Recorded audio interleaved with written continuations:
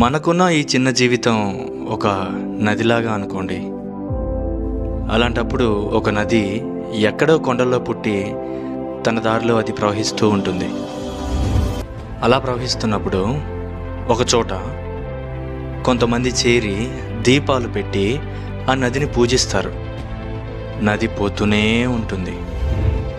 ఇంకో ప్లేస్లో ఇంకొంతమంది పువ్వులు జల్లి నదిని ఆహ్వానిస్తారు. నది పోతూనే ఉంటుంది. వేరే ఏదో ప్రదేశంలో కొంతమంది, మనమంటే నచ్చని కొంతమంది ఆ నదిలో రాళ్ళు విసిరి ఆడుకుంటుంటారు. కానీ నదిపాటికి నది ప్రవహిస్తూనే ఉంటుంది. ఆ నది మాదిరే అండి మన జీవితం కూడా.